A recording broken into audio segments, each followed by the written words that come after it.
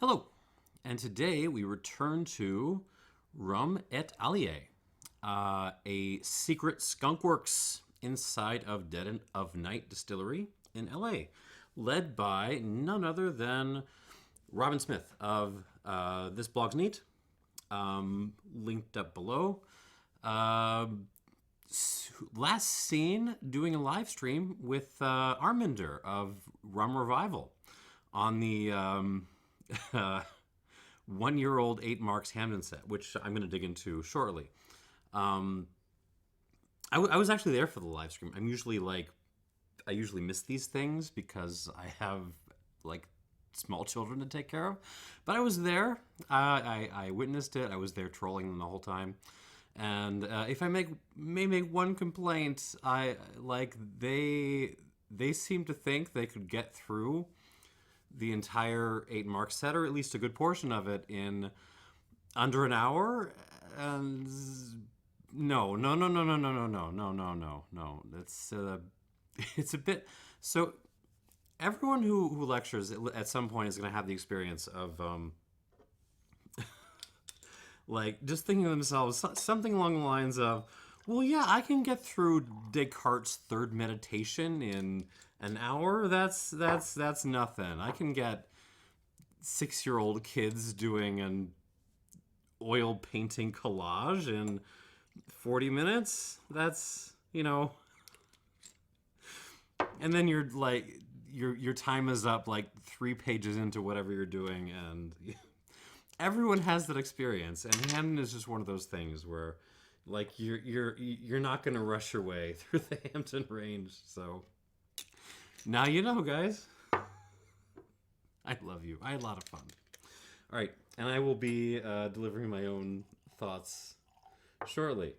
But today is not that. Today is not about Hampton. Today is about Robyn stuff. Okay, so let me explain. I go into more depth in the previous video, which was also linked up down below.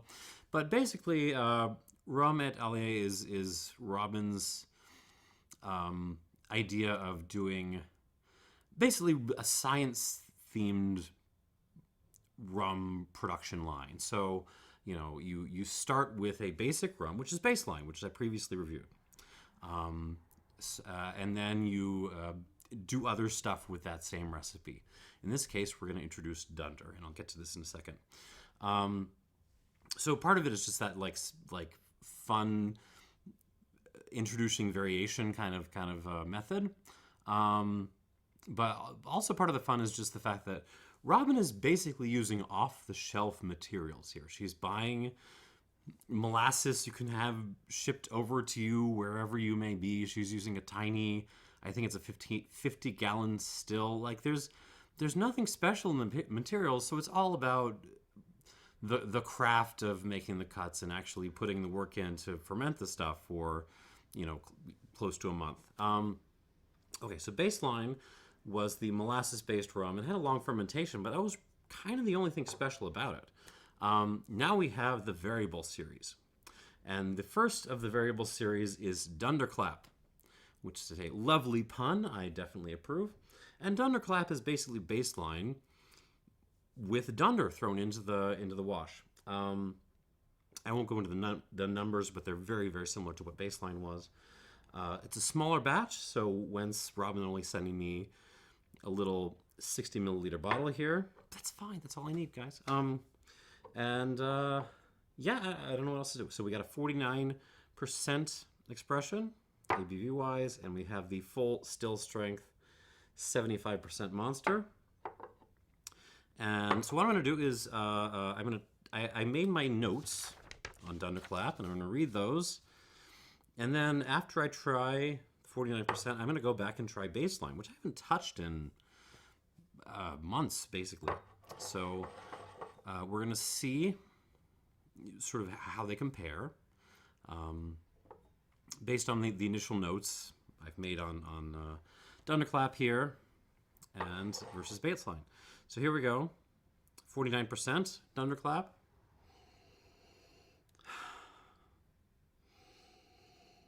Interesting.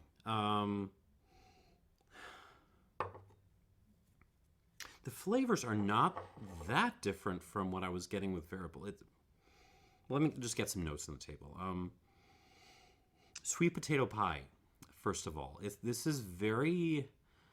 it reminds me of New Yarmouth to some extent. New Yarmouth can kind of do that higher estery, not really high ester, but moderate estery kind of profile, but it brings it in where it's not, crazy fruits. It's more of a kind of root vegetable sort of thing, and that's sort of what I'm getting here. But then you got like Earl Grey tea, like some bergamot in there, like dried flowers. I remember. Well, I'm going to go back to it in a second, but I remember Baseline having this mix of like a candied nature, but also it's very kind of grungy and green and dried fruity. A lot of that's still in play here. It's you got the minerality, that kind of like wet gravel note, banana peel, fig and mulberry, which was also a thing on Baseline.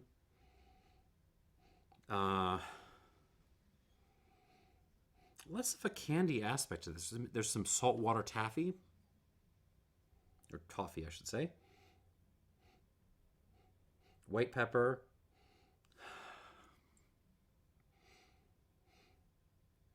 I remember Baseline having like almost like a rotting asparagus, like a rotting vegetable kind of thing to it, and that's still kind of there, but it's more like almost like a wet fern. Like, you had some plants on the porch and it rained. Maybe it's like some wet moss, something like that. More so than rot. I mean, there's a little rotting vegetable in there too, but okay. The more I swirl it, the more like a little bit of sweetness comes through. There's some rock candy, little touches of mandarin orange, and also. This might be a little too distinctive, but like pu'er milk tea. I tried making it at home once. I just thought, hey, I have a bunch of pu'er, like one of those little pu'er discs lying around. May as well. It worked. It didn't not work. Let me put it that way. But it was very distinctive. Pu'er milk tea. Okay. On the palate. Now, the palate was where I remember Baseline having problems, because it just kind of fell off a cliff a little bit. I mean, good, nice flavors, but the mouth presence just kind of fell off a cliff very quickly. So let's see what happens here.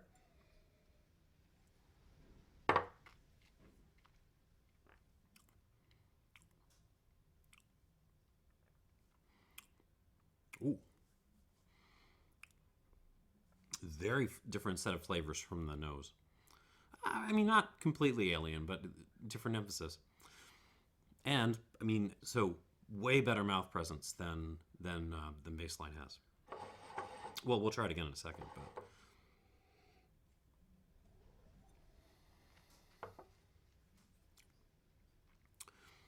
so what are we getting? Black pepper and a kind of like twigs. I feel like I'm just like picked some twigs up off of like the forest floor. I've covered them in black pepper and I've kind of put them into my mouth. There's a little bit of that going on. Just like foliage. But then there is like that bergamot peel Earl Grey kind of character too.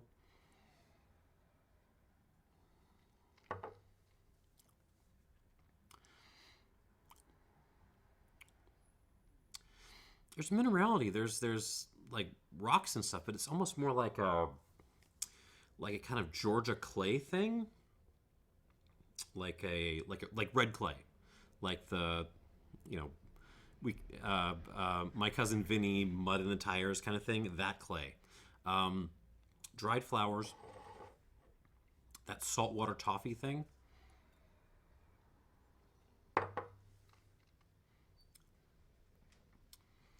Mulberry eau de vie, really. key lime peel. There's a banana thing, but it's not like the peel. It's like the strings, the little fibers, those things. That's in here. I'm looking for the sweet potato thing I was getting on the nose. It's there, but it's much more in the background on the palate. So it's like a little bit of like a cooked sweet potato, cooked carrot kind of thing.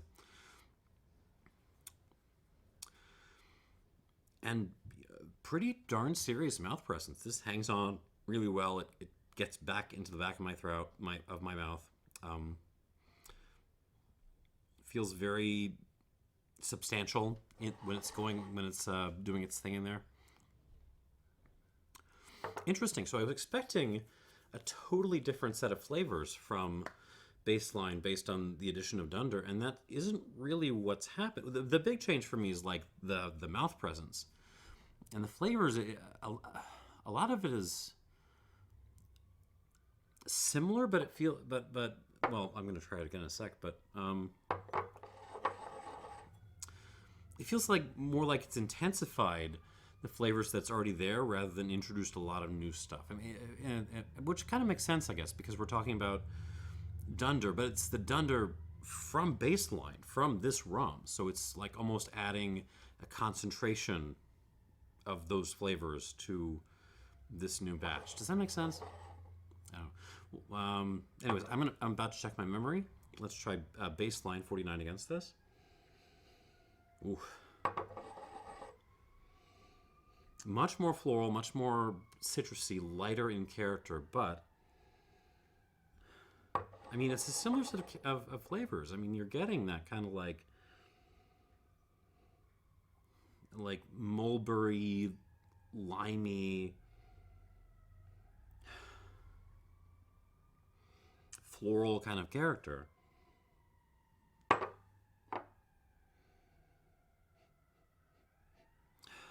Yeah.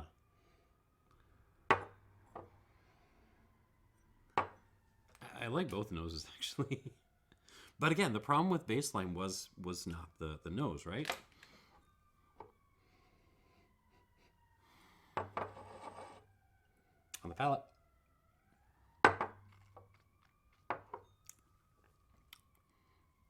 That was the problem with this. Lots of fun up front.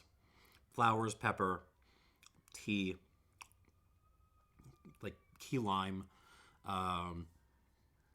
fig and mulberry, but then it's just kind of gone. Like it just kind of like, goes. But it just goes kind of like all Patrick Swayze on me. It just kind of fades backwards. It's still very good, but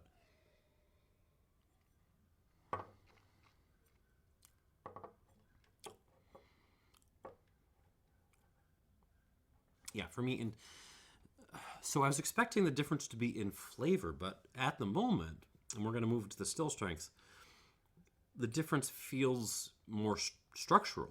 It feels more like a difference in how these things are delivering the flavors they have, which is very cool. Like I see why Robyn wanted to do this. This is very fun. All right, I'm going to give this a squirt of water. It's 49%, but I don't want to overwater it. And we're going to move on to the Dunderclap still strength. Have some water. So my palate is fresh. I did just do my WSET 3 exam, and theory was crushing. Hopefully I still squeezed past. But in any case, I'm a little frazzled, which is why I'm not attempting that hand and set yet. On the nose, very different on the nose from the 49% version, actually. Initially not as expressive, which I think was also the case with the Baseline. And it's almost like got a... It's like potato pancakes and rock candy is my first thought. So yeah, I mean, imagine you're making potato pancakes, and then like you think, screw it, I'm just gonna make some rock candy in the same pan, and that's kind of what you're getting here, like candied potato pancakes. Field flowers, wet rocks. That's a lot of what's like. It's very floral. There's some herbaceousness, some like basil, sage, little hints of Smarties candy. Teas, mix of teas, Earl Grey, pu'er too, I guess. Little touches of like nail polish, which is not unwelcome in a estery rum. Mulberry, that kind of like wet fern thing, the moss thing.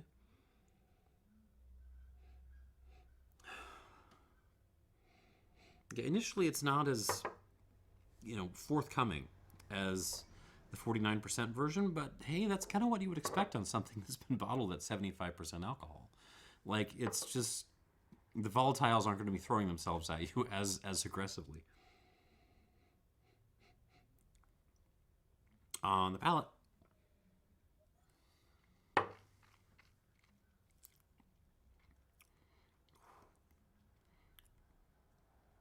yeah, it's nippy. You're not getting away with feeling like silky smooth at this strength. There's still a kind of rock candy thing going on, but it's less potato pancakes and more tea.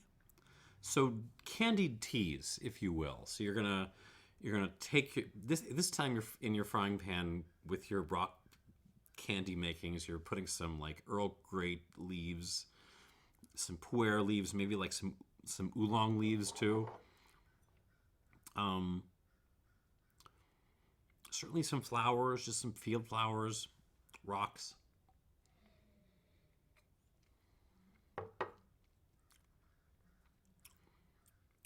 Rocks and clay, fig and mulberry, some lime peel, pepper, black pepper, a little bit of that twiggy thing, like the sort of chewing on a twig you just picked up, a little bit of that, but less so than in the 49%er. Saltwater toffee, a little bit of sweet potato.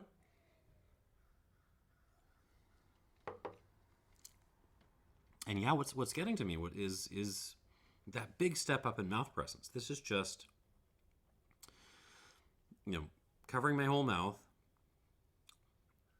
dominating my whole mouth, and kind of holding on there for a pretty long time. There's the structural peppery stuff is hanging on, but there's the flowers and a little bit of that citrusy mulberry thing is also hanging on. So it's this is serious stuff. Now comes the hard part of bringing this down to strength. 1, 2, 3, 4. We'll need at least 6, probably more. 6.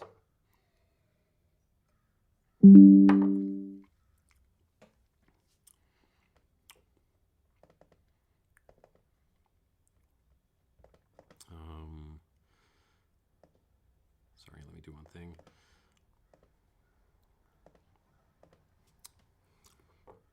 I think this needs more. We'll go to 7.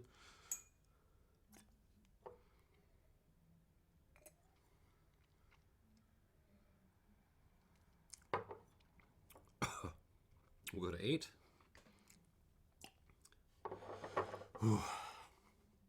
Still strength is fun, but it's such a pain in the butt sometimes.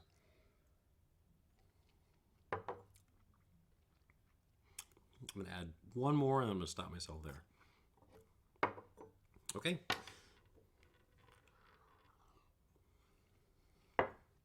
Ooh. Always feels like salt on your mouth when you're trying to get one of these things down to proof. All right, now we're going to try the baseline. Still strength one more time. Way more restrained even than the Dunderclap.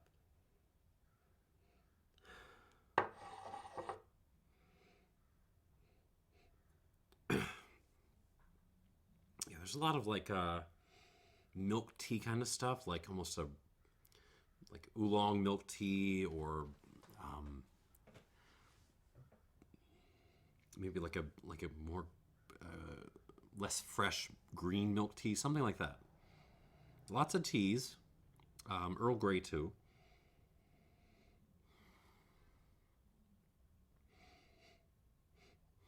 But yeah, you're still getting the fig thing, the mulberry thing, flowers, little hints of citrus.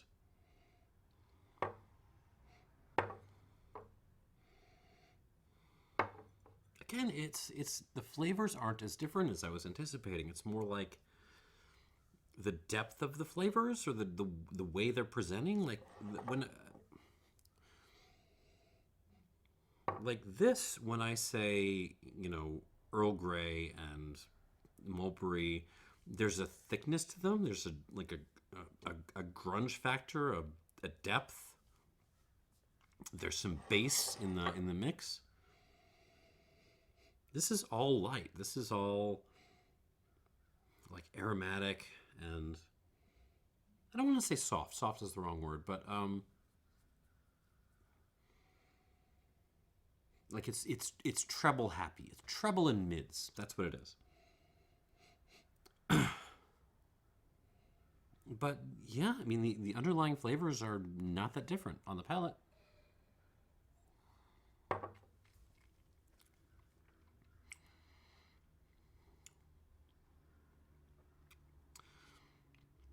It's it's got better mouth presence than the 49% baseline, but I'm gonna be honest, both of these for me just present better in the mouth. I do like the profile of this though.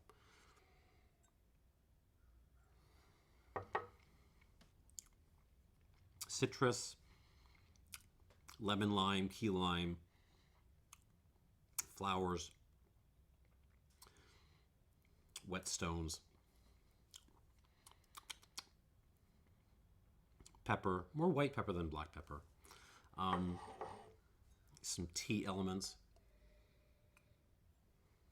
See what I mean? It's a lot of the same notes. Mulberry. But even though it hangs on a little bit longer than the 49% baseline, it's still, the mouth presence isn't quite as good. All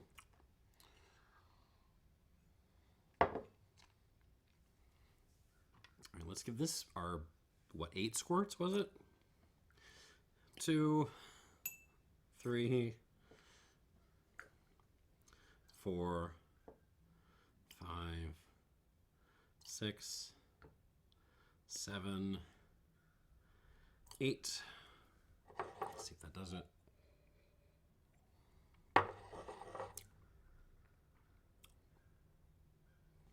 That's about right. Okay, and we shall go through these again.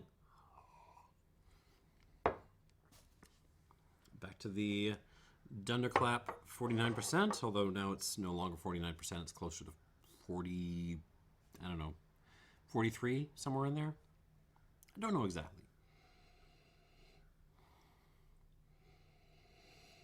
Interesting. Okay, so on the nose, now that I've added a squirt of water, much more orangey. I'm getting what is that? There's an orange liqueur I don't like, which is very orangey, and it also throws a lot of cinnamon in there, and that's kind of what I'm getting here, except I like it. Yeah, orange, orange candy, orange peel, but also like cinnamon, a little bit of allspice. But the sweet potato is still there. The tea is still there. The mulberry is still there. They're still singing. It's just a little shift in emphasis.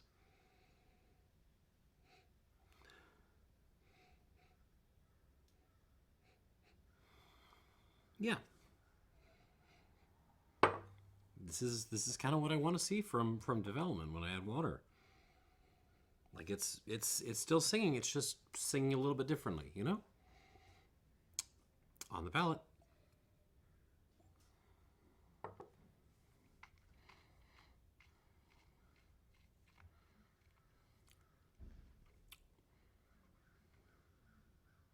Mmm.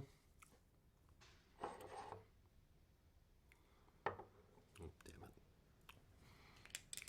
Let me try something.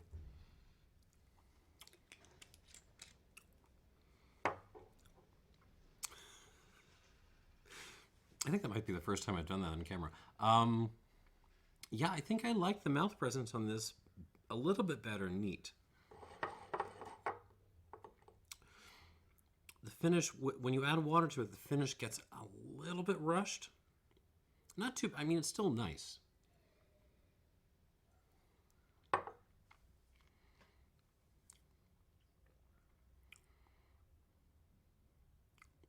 This is lovely.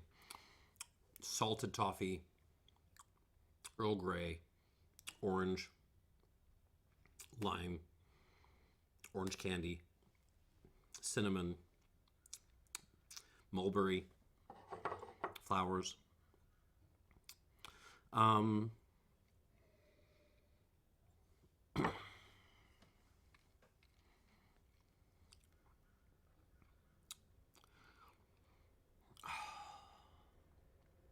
But yeah, I think I liked it a hair bit better neat. In terms of score, do I give this a minus? I don't want to give this a minus. I'm not gonna. You know, tell you what. When I was first trying this, I was stuck between like an 85 and an 86, and I think this has resolved it for me. I think I'm gonna call this an 85. It's an 85-point rum, which is pretty darn good for what you can do with off-the-shelf components. So very well done, Robyn.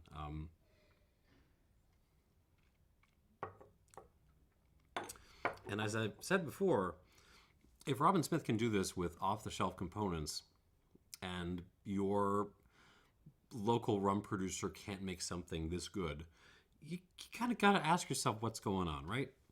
All right, let's compare that to baseline. Not a whole lot of change on the nose. Still very lifted, very aromatic, fresh, floral, citrusy, with that little green background, which makes it fun. Not much change on the palate.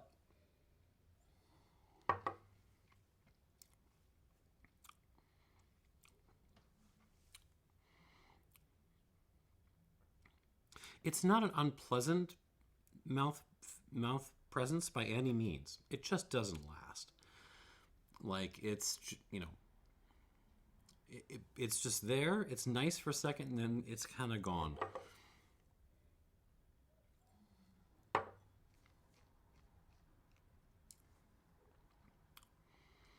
Not a ton of development.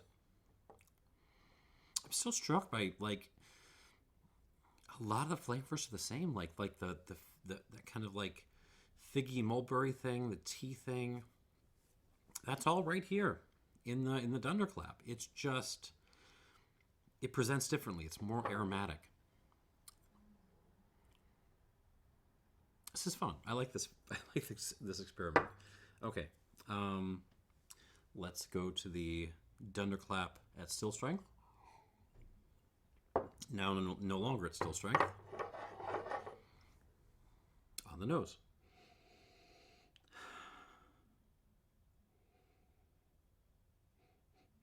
Yeah, it's initially it's the dried flowers that come through.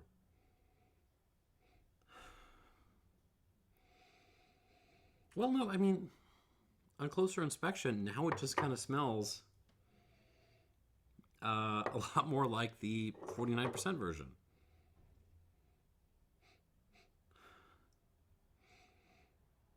Maybe a hair bit more vivid though. Like it's a lot of the same stuff. Take some orange candy, maybe some lime peel, covered in cinnamon and a little bit of nutmeg and allspice. and like, Earl Grey tea leaves. But it just has a little bit more three-dimensionality to it.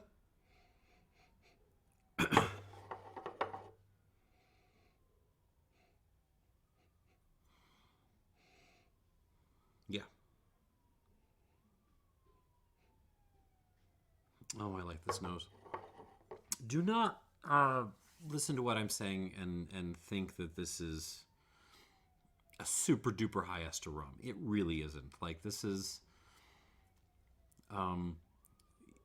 you're using long fermentation, you're using Dunder, but you're not using any of the super duper crazy tricks you're seeing, in Trelawney and in high ester New Yarmouths. None of that. This is just a conventional rum that's been kind of bumped up a little bit, and it just works on the palate.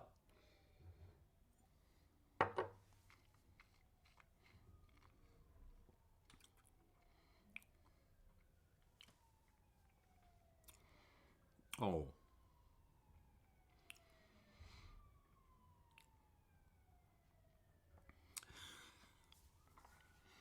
You know how like old candies from like Central and Eastern Europe, where they like melt in your mouth, like you eat them and they're like yummy, and it feels like they fade pretty quickly, but like the way they kind of like exit the room is so nice. Like you're just delighted. Like, so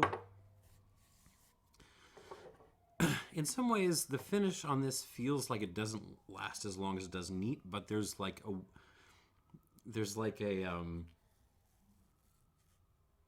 style to the way this finishes, which is just delightful.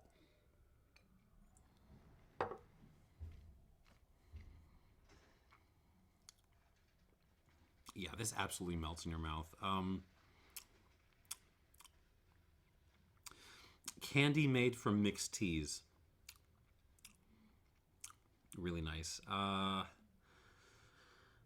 It's very, very grungy. Even if you're used to the worst Jamaica can throw at you, there's a grunge factor to this, which I don't find in a lot of Jamaican rums. It's earthy. It brings the dirt, the dry twigs, the puer. But it also brings like citrus and flowers and some spicy stuff.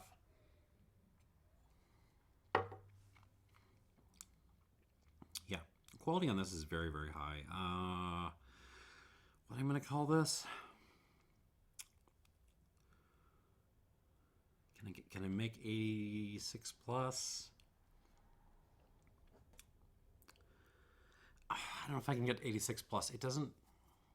I don't know if it improves with water. It's just a little bit different with water.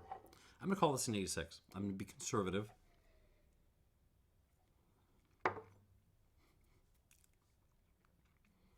86 points.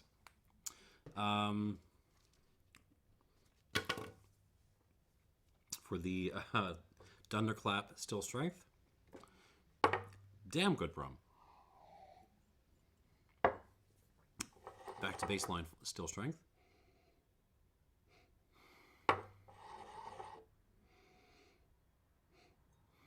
I need a haircut. Jesus.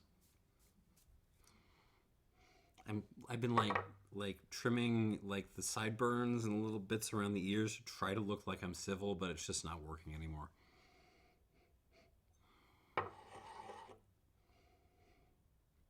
Yeah, figs and key lime pie. That's what this smells like. It's been doused in tea. On the palate.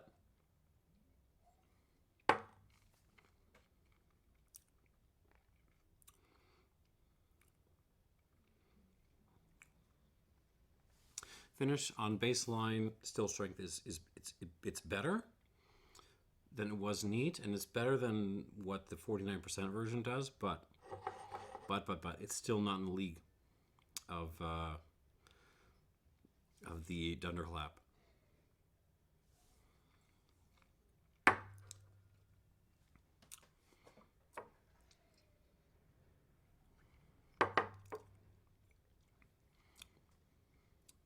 This is really fun.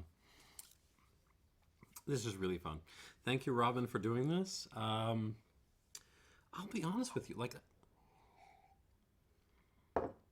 I had thought about the differences that Dunder and Muck and all that other good stuff would make in terms of flavors, right? You're expecting more fruitiness. You're expecting more, I don't know, floral characteristics, more, old school candies. I was not anticipating the change in texture in terms of like structure, in terms of how this behaves in the mouth. That was a new thing for me. So, yeah, I feel like I've learned something from this. Thanks, Robyn. Good luck with those next couple of Hampton Marks. And thank you. Thank you for watching, and cheers. Oh, yeah, 85 and 86. Bye.